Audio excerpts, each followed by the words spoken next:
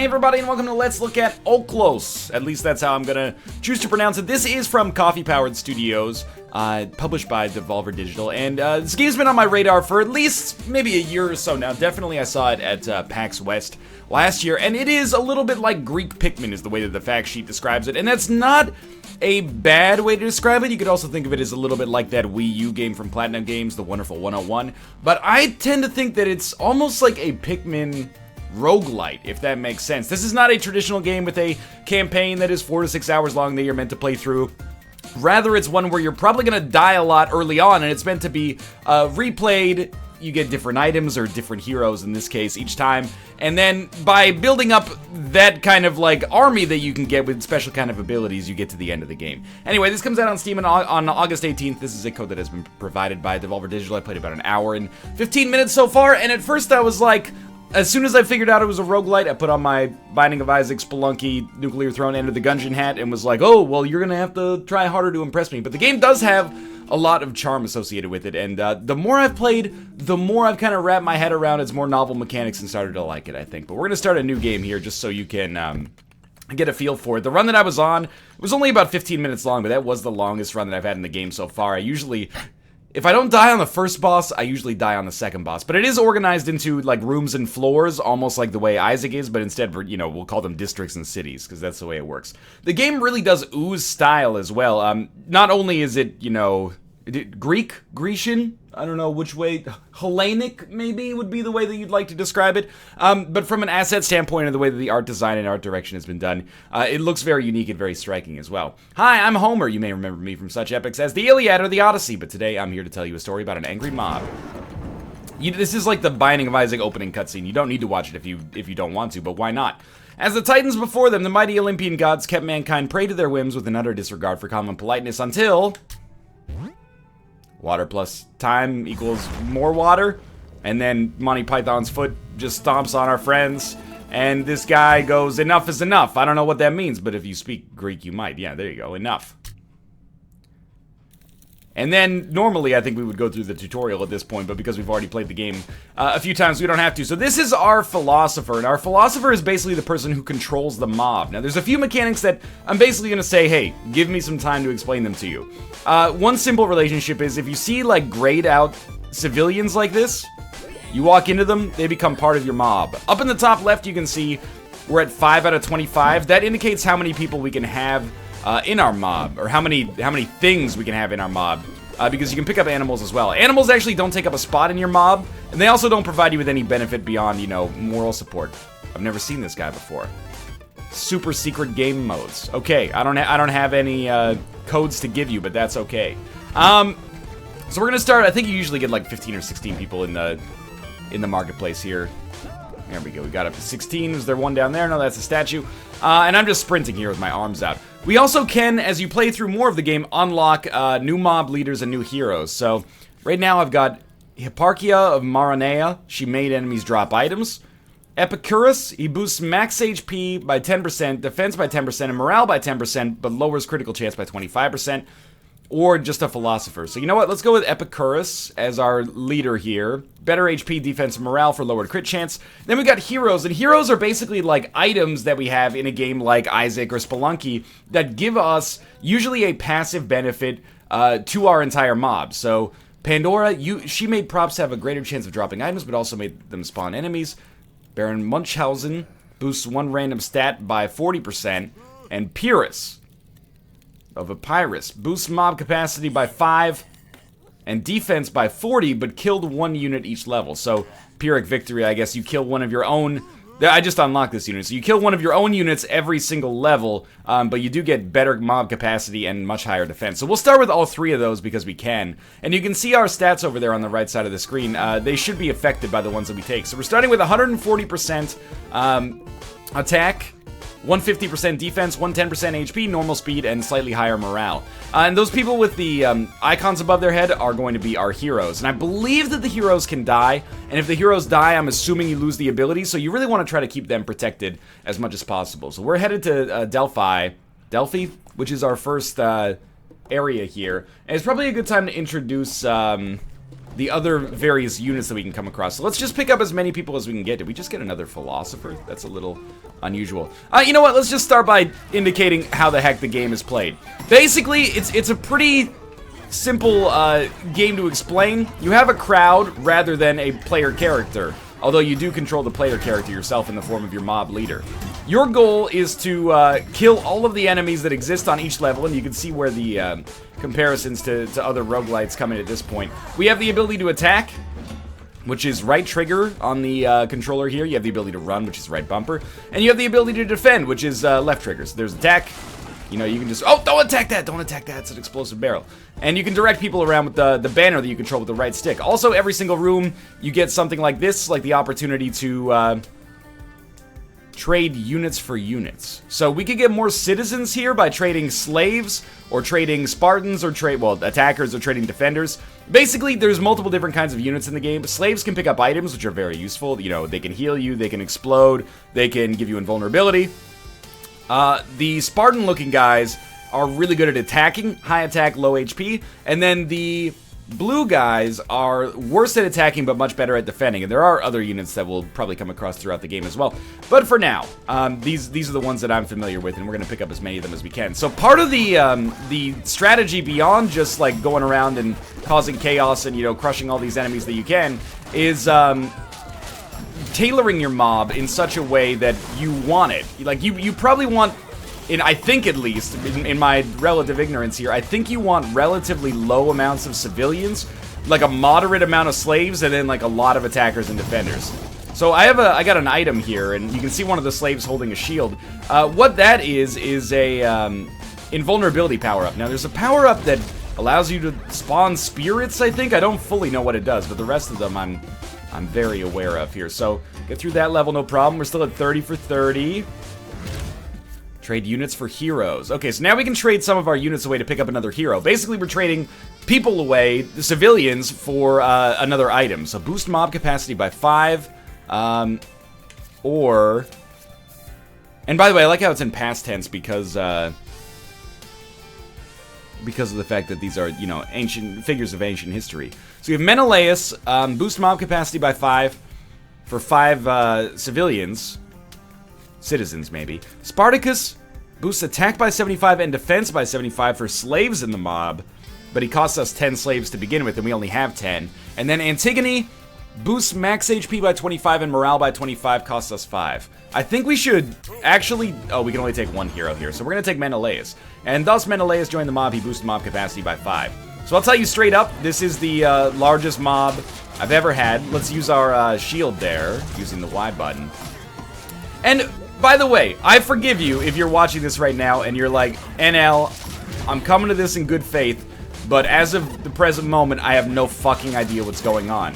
It is a game where things are very, very chaotic to start with, and I'll admit that even as I was playing it, for the first 45 minutes or so, I was like, I don't fully understand what in the world is happening right now. The mini-map can be very helpful if you're, oh, we got some...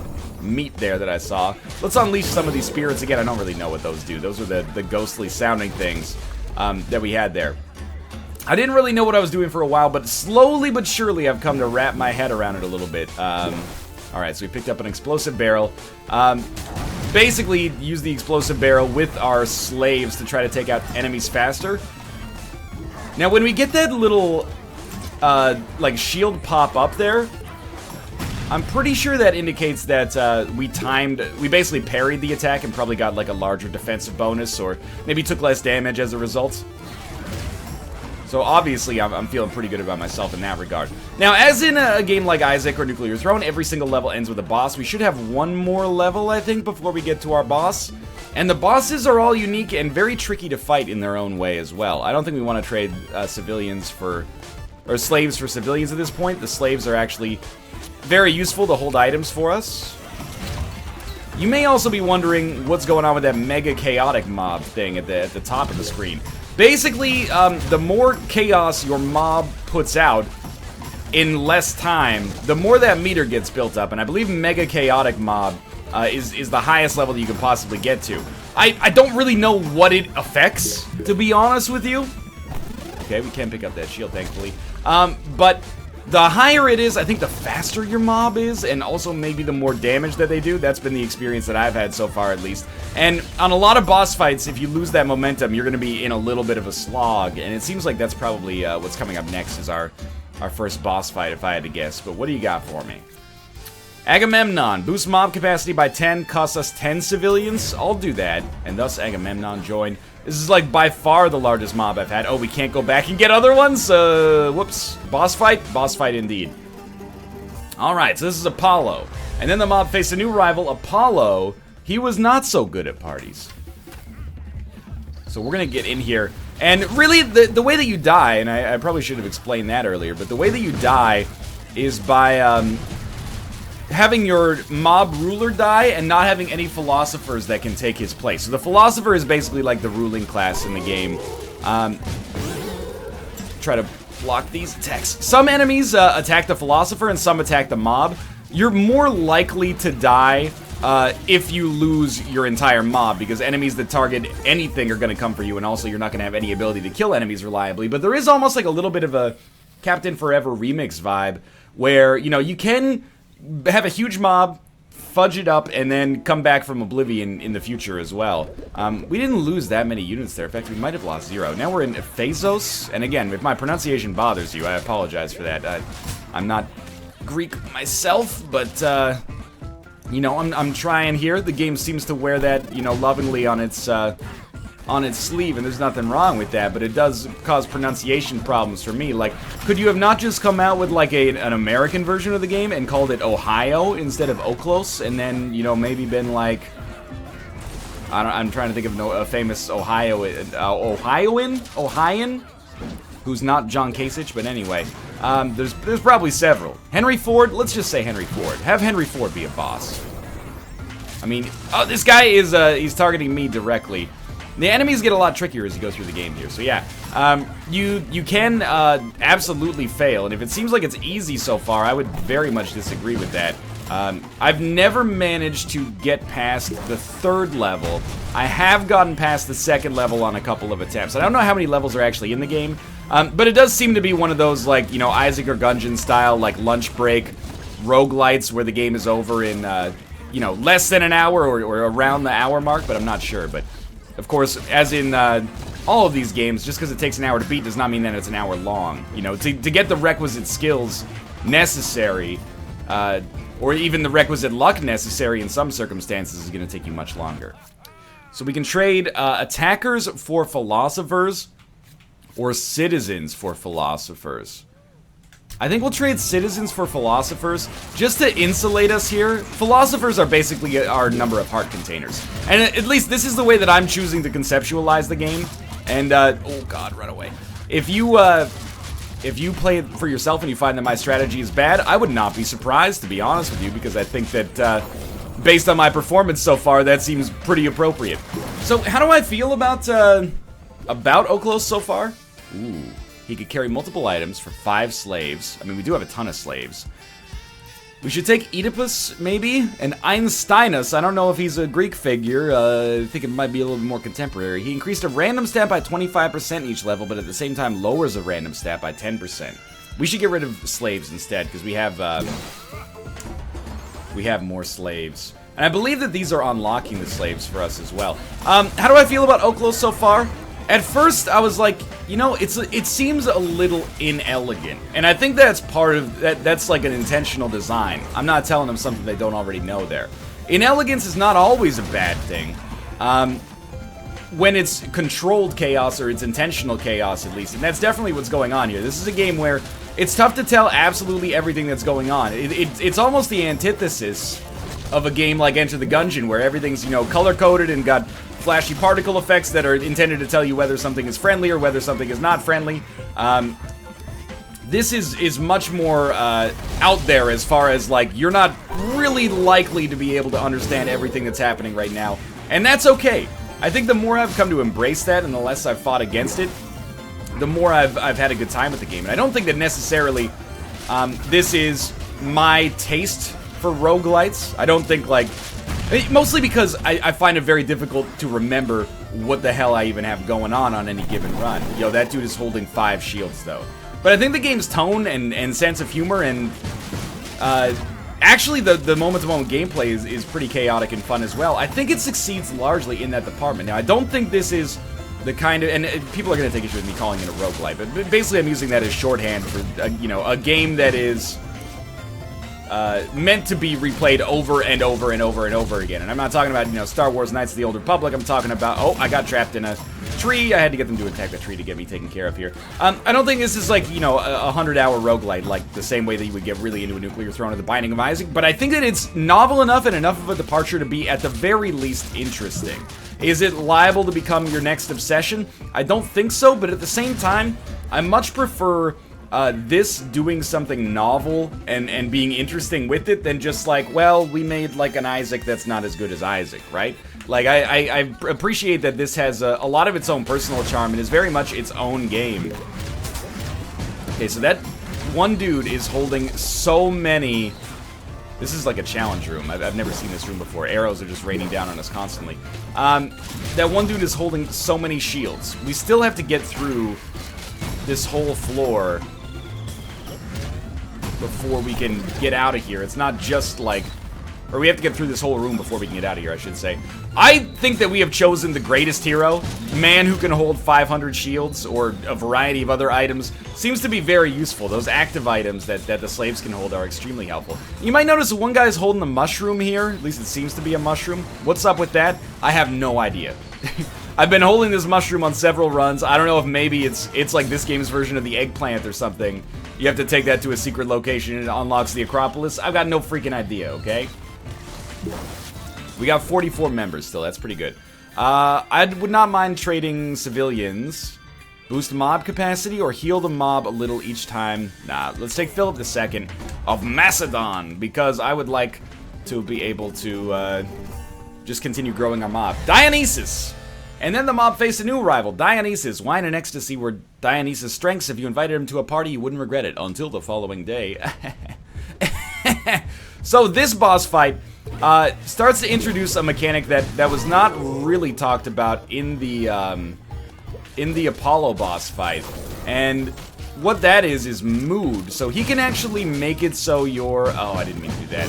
He can actually make it so your mob starts to turn on you. Not turn on you, I guess, but like turn away from you at the very least. Probably should stop attacking those explosive barrels, huh?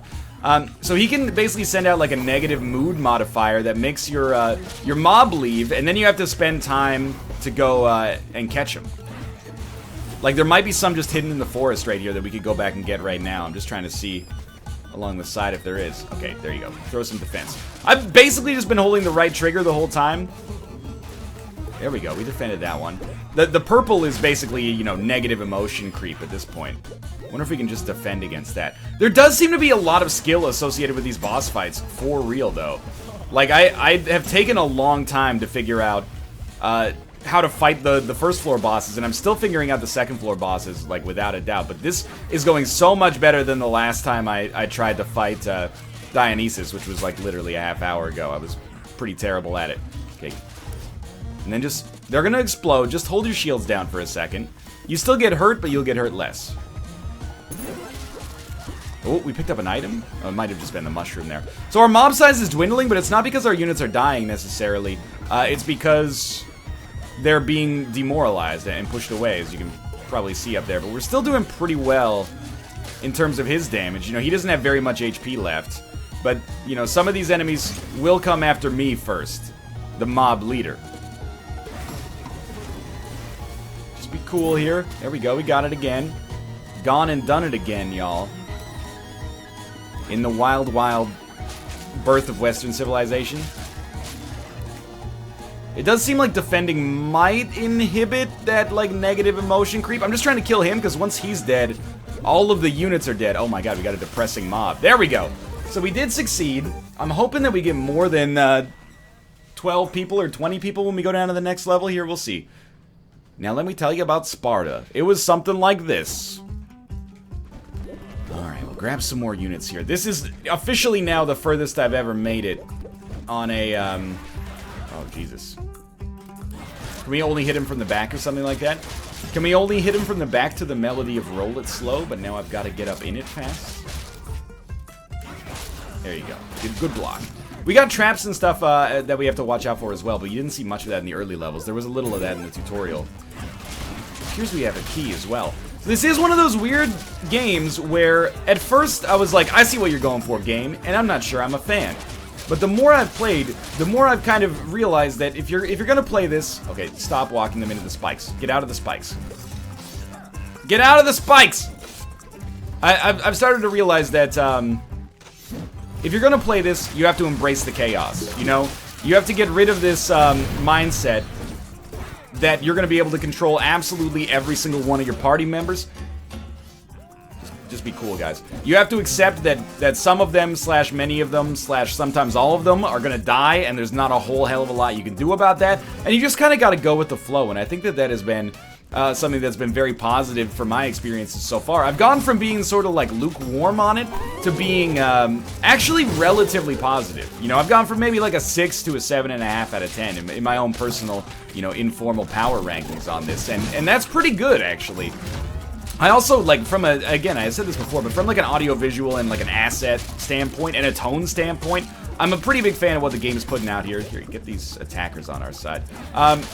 You know, it's clearly like lovingly crafted, and it's got its own unique visual style that is a little bit rare in games. It's like this isometric view of a 3D world, but the game, for all intents and purposes, basically takes place in a 2D plane. And it looks really cool, especially when, you know, you have like a 2D building, and then you crack open it here and just bust it up. It kind of looks like a half-minute Hero, I guess, is just a spontaneous reaction that I'm having to it right now. Where you have, like, it's played on a 2D plane, but you have 3D assets as well. And that mix, you know, sometimes looks hideous, but I think in Okhlos it actually works out pretty well. So we're gonna look for this guy's attack animation so we don't get shat on. There we go. We got a mega chaotic mob here. Win, lose, or draw, we'll probably finish this video at the end of this floor. Get a hero for units. I'd like to trade away citizens. Boosts morale by 25 and attack by 10 but lowers speed by 10. Or Antigone boosts max HP and morale. Let's just go for the one that gives us like exclusively net positives. And I do appreciate, now that I've actually had a run that's gone relatively well, the way that the game actually does, while doing its own thing, also mimic the kind of progress that you can make in roguelites. You know, the fact that you can actually, like, have a run that balls out of control is really cool. And I think most of the time, you know, many developers who made a game like this, or who have made a game like this, would go for something like, you know, a standard campaign, and almost every level would be a puzzle or something like that. This focuses more on the mayhem of the attack, and there is some light strategy involved, but at the same time, it's more about just, like, tailoring your own run to your own needs, rather than trying to do so in such a way that is tailored to the puzzles of the game. So, actually, the more I play it, the more I'm like, this is a pretty novel accomplishment, actually. Okay, so he is confused me there. You know what? It's the smoke that comes out of this, out of whatever you would call this. Incense burner? I don't know. As for criticisms, I do think that in many ways it is still, like, inelegant. Do I still have my dude who holds multiple items? Apparently not. I've lost my four-armed man. I don't know, that was probably a poor decision. I just popped every single one of those orbs at the same time. It's okay though, but yeah, the inelegance is still something that bothers me to some extent, and if I'm being honest, like, my preference is always probably going to be for games that are a little bit more, like, simple in their language, if that makes sense. Not games that are necessarily easier, but in games where I can actually, like, have a chance of keeping an eye on everything that's happening at the same time, as opposed to just being like, well, this is my coarse analysis of the situation. But that being said, in many ways, maybe this has helped me broaden my horizons a little bit and not be such a little baby back bitch about it. Anyway. 2 enemies left here. We're kind of cruising on this one. It's totally going to be one of those games where people are like, what is NL talking about? I beat it on my first run, the game's too easy. Meanwhile, on camera, you're seeing the greatest run that I've ever put down. And not seeing any of the, you know, colossal failures I had that led up to this point. So I think what's probably smart for us... Wait a minute, our four-armed man is back, is he not? I thought I saw someone flexing in here. We also have 60 mob members. I don't know how that happens. Maybe your mob, maybe you can get more than your requisite number of mob members if you have, like a mega chaotic mob or something like that. Like maybe you just suck more people in. I have no idea. But either way, we're cruising here. Yeah, you have not seen my failures. Don't judge me until you've walked a mile in my sandals here. This guy should be going down. Got one more big guy, and then one more regular unit, and then we honestly might have our boss fight up here already. Oh my god! What did I get hit by there? We may have our boss fight already. If we beat the third boss, I would consider this a success. Oh god, I've gone through the incense and been confused. Berserkos. He made units who were about to die fly into a temporary rage that boosted their stats, or boosted defense and morale, or reduced damage done by hazards. Yeah, I think I do want damage reduced by hazards.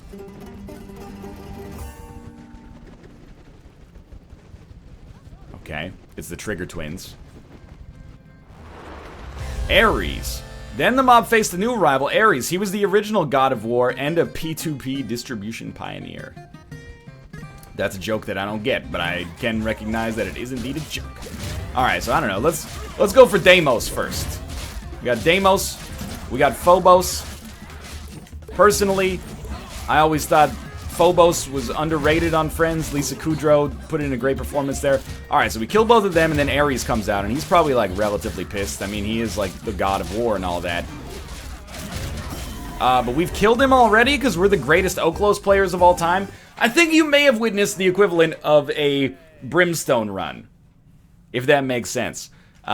This seems to be the strongest run like I've ever had. But as you can see, all the world's like very visually diverse as well, and mechanically diverse as well in terms of the items and the enemies and etc. that you come across. But for now, we're gonna go back to the main menu. I'm gonna talk for like another minute about Okhlos. A game that, even playing it through now, I was like, my opinion on it has become somewhat improved. There is also an encyclopedia with, you know, pretty rigorous entries here, an ammonomicon, if you will, that teaches you about all the enemies and, you know, citizens and unit types that you can suck up. There's also a stat screen.